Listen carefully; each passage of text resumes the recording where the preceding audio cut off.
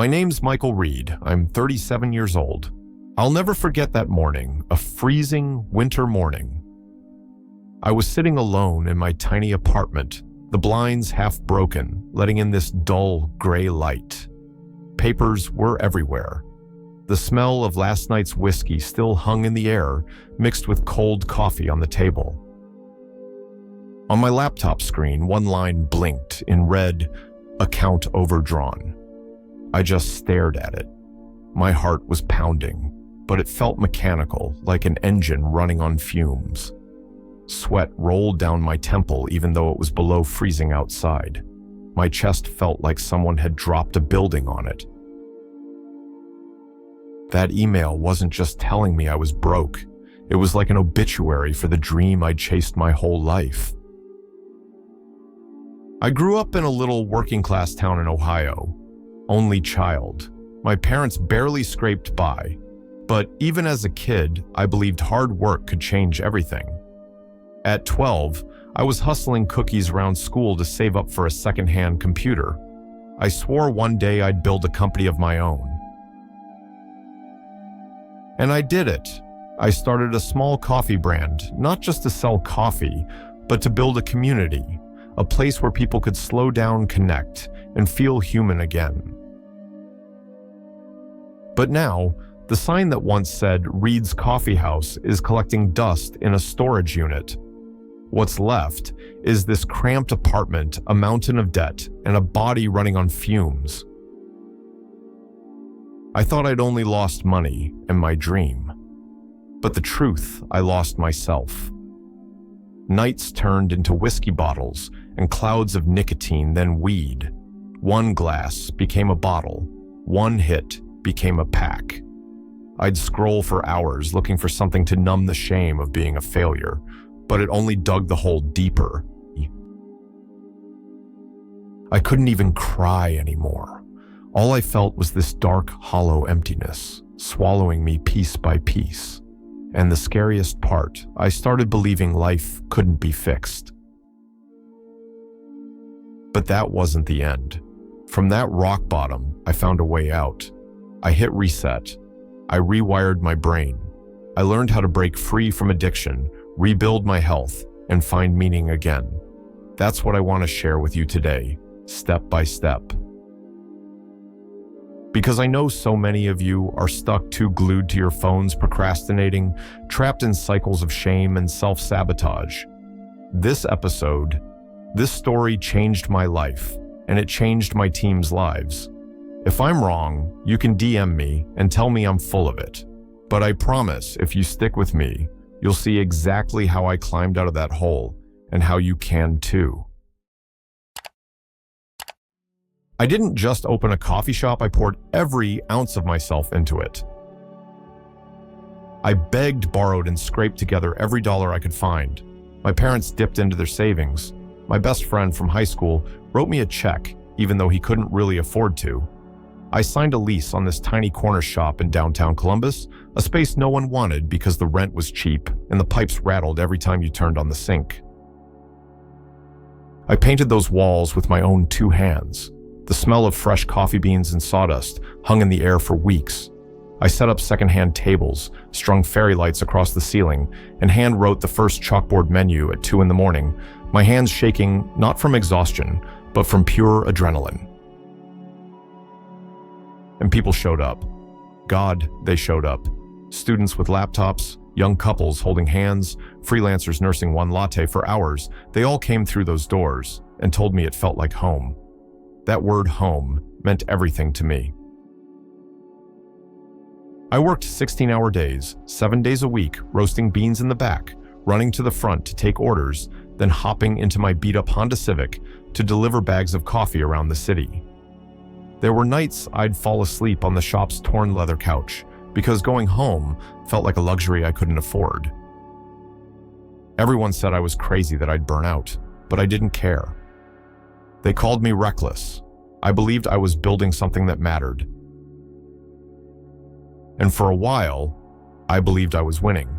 Every smile from a customer, every best coffee in town, comment on Instagram, every late-night delivery run felt like proof that all the sacrifice, all the debt, All the sleepless nights were worth it. I thought I was unstoppable. The storm hit the day my dream died. The storm didn't come with thunder or lightning. It came in silence, empty streets, boarded up windows. That kind of silence where it feels like the whole world just stopped breathing. When COVID hit, Reed's Coffee House turned into a ghost town overnight. The laughter, the clinking of mugs, the smell of espresso, gone.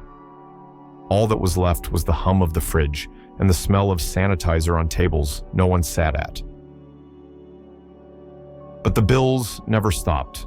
Rent notices piled up one after another like reminders that I was sinking fast. I still remember driving a beat-up Civic through empty streets, dropping off bags of beans just to keep the lights on. Streetlights flickered, roads were deserted. It felt like I was the last man alive. When lockdowns lifted, I thought maybe we'd bounce back. And for a while, it looked like we would. Customers hugged me, told me they missed the shop. I plastered on a smile, but behind every latte I poured was a mountain of debt. Rent had gone up. Supplies cost more. Savings were gone. And at night, I'd lie there wide awake, staring at the ceiling, feeling like the walls were closing in. For 2 years, I fought. I worked myself into the ground. I begged the bank for another extension, pitched investors with every ounce of hope I had left. And then with a single email, it all collapsed. The investor I'd counted on just walked away. No warning, no explanation, just gone. A week later, the landlord served me papers, months of unpaid rent. My hands shook so hard opening the envelope that I spilled coffee all over it. The stain bled into the page, like the universe stamping its verdict, "You lost." The day we took the sign down, the sky opened up. Rain hammered the street, while my staff unscrewed the letters from the wall I had painted myself. Each screw hitting the bucket sounded like a nail in the coffin. I held that wooden sign against my chest, rain soaking through my clothes. My fingers were numb, but not as numb as my heart. That sign wasn't just a name, it was my family's pride, my childhood promise, every ounce of sweat I had poured into this dream. And in less than an hour, it was stripped off the wall and thrown into the back of a van like it was nothing. That night, I drove home with the sign in the passenger seat. I couldn't even carry it upstairs. I just sat in the car in the dark rain, tapping on the windshield, feeling like it was mocking me. It wasn't just the business that died that night. A part of me died with it. And what scared me most was the hollow silence left behind. Man, when the cafe went under, it didn't just take my savings, it took me. I stopped sleeping like a normal human. I'd bolt awake at 3 a.m, heart racing like I'd just outrun a cop car, but I hadn't moved an inch. My body was wrecked. I'd crash on the couch in the same clothes for days, my back knotted up, my breath stale with last night's whiskey.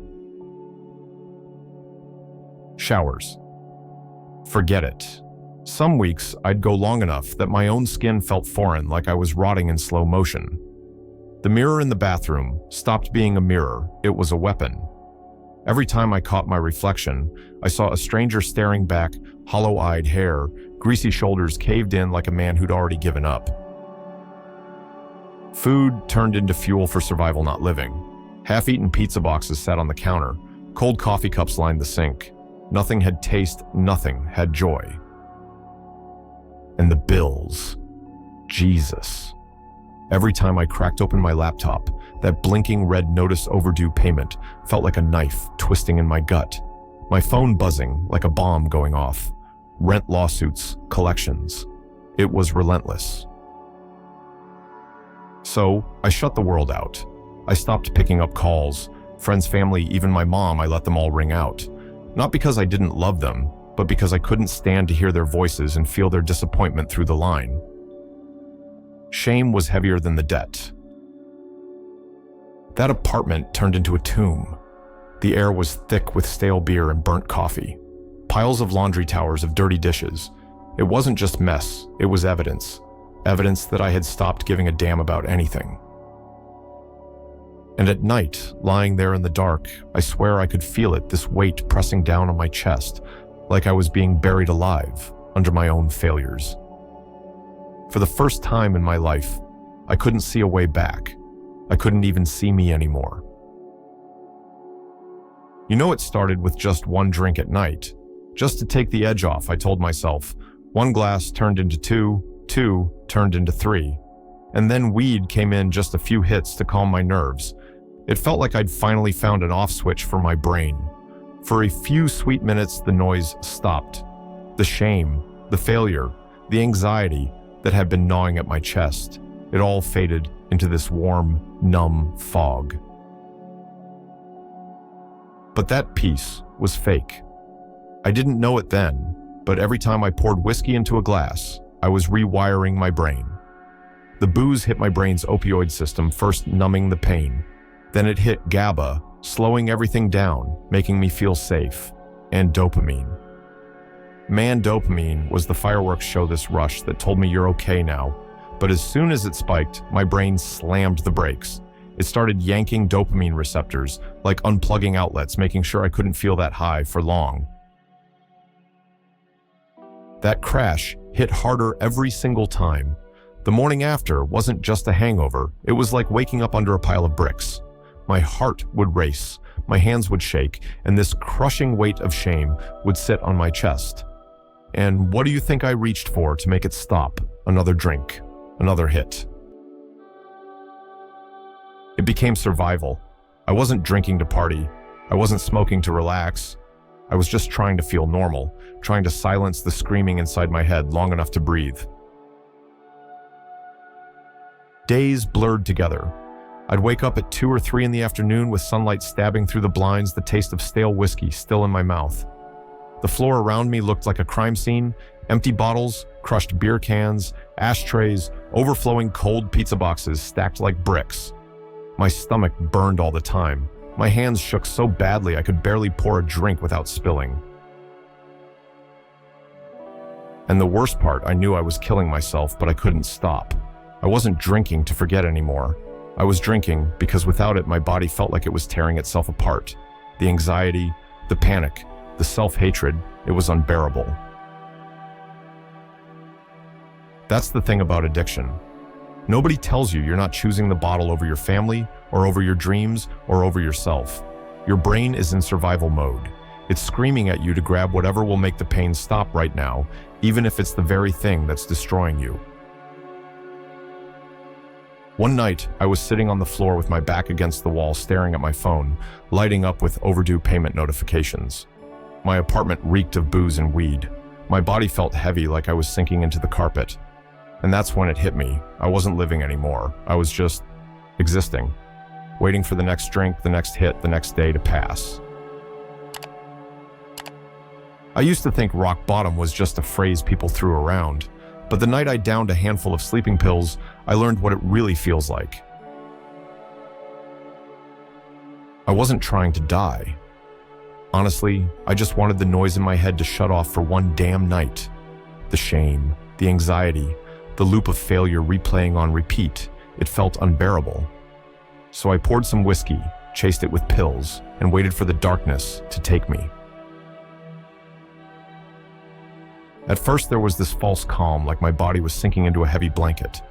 Then the room spun sideways. My chest tightened. Breathing felt like dragging air through a straw. And in the middle of that haze, my phone buzzed. Once, twice, 3 times. It was my sister. She always knew when I was lying, even when I said nothing at all. "Mick," she whispered through the phone, her voice trembling but steady. "Where are you?" I tried to brush it off, slurred some half-sentence, but she heard the bottle clink in the background. The silence that followed was heavier than any words. Within minutes, paramedics were at my door. The next thing I remember is the cold metal of the stretcher, the blur of fluorescent lights in the ER hallway, and the sterile smell of antiseptic burning through my fog. When I woke up, I wasn't in my apartment anymore. I was under a hospital ceiling wires, strapped to my chest, a monitor beeping slow and steady like a reminder, "You're still here." My sister sat by my bed, her eyes red, but locked on me like she was willing me not to disappear. And then the doctor came in, clipboard in hand, voice firm but not unkind. "You can't keep doing this," he said. "Your liver's failing. Your heart's struggling. Your brain is rewiring itself around poison. Your body is screaming for you to stop." He didn't sugarcoat it, and for the first time in years, I couldn't argue back. He was right. I was an emergency. That hit harder than any hangover, harder than any court letter or overdue bill. Because it wasn't just about losing a business or disappointing my family. It was about losing me. If I didn't change, I wasn't going to be around much longer. Lying there in that hospital bed with my sister holding my hand and machines reminding me I was still alive, I made a quiet promise to myself. If I want to live, I've got to start over, not from zero, from below zero, from debt, shame, and rock bottom. That night wasn't redemption. It wasn't a miracle fix, but it was the first flicker of clarity I'd had in years. And with that flicker came something I thought I'd lost forever: hope. Recovery didn't start with some big, heroic moment. It didn't start with me standing up in a meeting swearing I'd change my life. It started with me sitting in a hospital gown, still shaking, listening to a doctor explain what the hell had been happening inside my brain. He looked me straight in the eye and said, "Michael, your body is screaming for help. You can't keep living like this." Then he started talking about something I thought I understood, but didn't at all: dopamine. "Listen," he said, "dopamine isn't happiness. It's not joy. It's more like a teacher with a red pen, underlining certain experiences and whispering, 'Hey, pay attention. Do that again.'" He gave me examples I couldn't argue with. You're starving. You take a bite of bread, dopamine lights up. Yeah, remember this. You hug someone you love. Dopamine says, "This is safe, this is connection. Do it again." That's how our ancestors survived. Dopamine wasn't there to make us happy. It was there to guide us toward what kept us alive. And then he told me about this experiment I'll never forget. Scientists wired a rat's brain so it could hit a lever and flood itself with dopamine. And you know what it did? It hit that lever thousands of times. Stopped eating, stopped sleeping, until it literally dropped dead. The doctor leaned in close and said, "Michael, rats have levers. Humans have whiskey, weed, porn, social media, junk food. Every time you pour a drink or scroll your feed, your brain thinks you just pulled the survival lever, but you're not surviving, you're burning yourself down." I sat there frozen. My heart felt heavy in my chest, almost like it wanted to stop. Because for the first time, I understood I wasn't just some weak man with no willpower. My brain had been hijacked. It was playing a rigged game. And if my brain could be tricked into addiction, maybe it could be retrained out of it. That was the first flicker of hope I'd had in years. For the first time, I thought, maybe I haven't lost everything. Not yet. The recovery didn't come all at once. It wasn't a straight line. It came in waves, ugly, painful, exhausting waves. For the first time, though, I had a plan. My doctor told me I needed to reset my dopamine. That phrase kept buzzing in my head, so I gave myself 30 days. 30 days to fight for my life. That first week was pure hell. I remember standing over the trash can with a half-empty Jack Daniels in my hand, fingers shaking so bad I could barely lift it. I'd said this is the last bottle 100 times, but this time I turned it upside down and watched the amber swirl down the drain. I threw away the weed, the pills, even the ashtrays that had been on my nightstand for years. I handed my credit card to my sister because I didn't trust myself. I knew one blackout night, and I'd be on Amazon at 3 a.m., buying junk I didn't need, just chasing that tiny hit of dopamine. Nighttime was the worst. My body felt like an enemy, sweating sheets tangled around my legs, like ropes, heart pounding like a fist against my ribs. Sleep wouldn't come. My brain screamed for a drink, for a hit, for anything that would shut the noise up. All I could do was curl into myself and whisper, "Make it to morning." By week 2, the cravings didn't vanish. They were still there, sharp and hungry. But I'd run out of energy to fight the way I used to, so I did the last thing I wanted to do. I ran. At 6 a.m., in cutting cold, I shoved on my old sneakers and stumbled onto an empty street. 2 minutes and my lungs were on fire. My legs felt like lead. Still, I kept moving. 20 minutes with no booze, no smoke, I just existed. That was all I could ask for. Breakfast changed. No more sugary garbage or stale pizza. My therapist told me to eat protein, so I made eggs. Simple. After years of skipping meals or drinking instead, that plate felt like fuel, not punishment. And every night, I did the breathing exercise the doc taught me. Inhale 4 seconds, hold 1, exhale 6. It felt ridiculous at first, but one night, something shifted. My heart slowed, my chest unclenched. Instead of wrestling with the ceiling for 3 hours, I passed out after 1. For me, that felt like a miracle. If you want to try it the way I did, find a comfortable seat, drop your shoulders, plant both feet on the floor. Put one hand on your chest and one on your belly. Breathe in for 4 seconds. Feel your belly rise. Hold 1 second. Breathe out slowly for 6 seconds. When a thought shows up, label it, there's a thought. Instead of saying I'm anxious, say I'm having the thought that I'm anxious. That tiny shift pulls you out of the loop. Week 3. I walked into a tiny support group room, plastic chairs, buzzing fluorescent lights, bad coffee. I nearly turned around. Then a guy older than me smiled and said, "Sit, you're not alone." When it was my turn, my voice shook. "Hi, I'm Michael," and I almost killed myself with booze. I braced for judgment. Nobody judged. People nodded like they knew the exact ache I was talking about. I'd never felt so seen.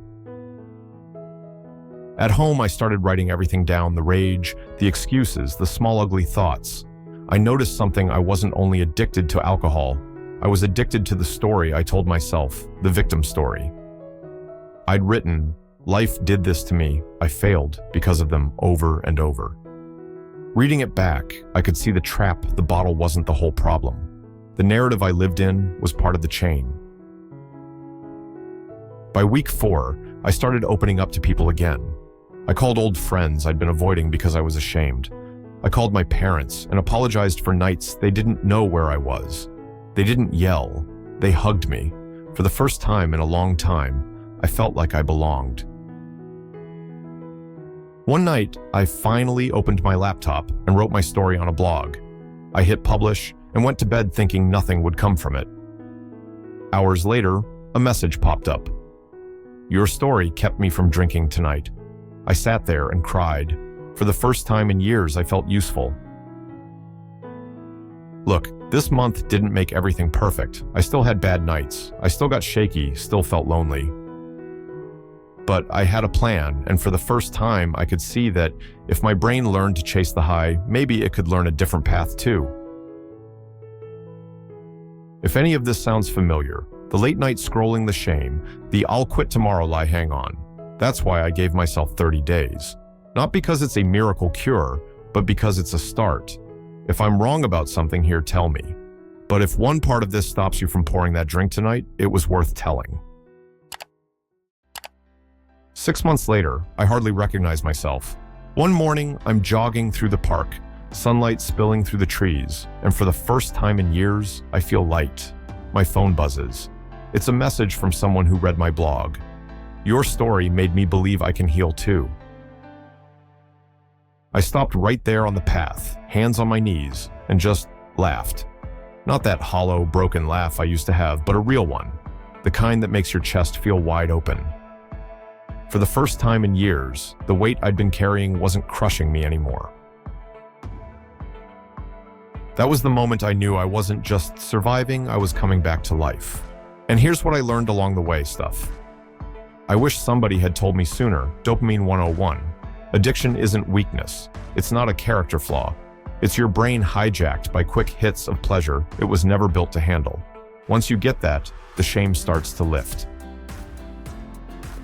30-day reset. Cut out the poison, booze, weed, endless scrolling, whatever your drug of choice is.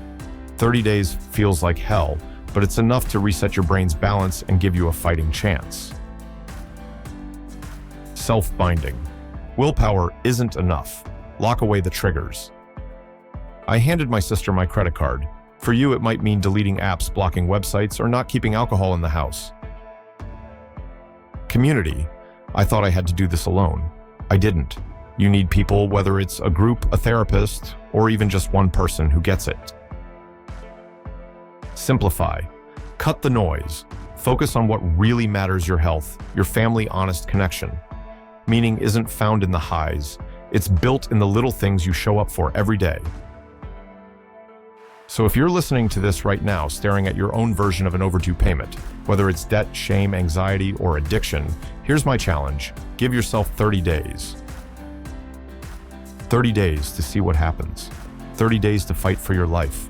If my story pulled even one person back from the edge, then losing everything wasn't for nothing. So, what about you? Will you give yourself 30 days to reset? I went back one day to the old spot where Reed's Coffee House used to be.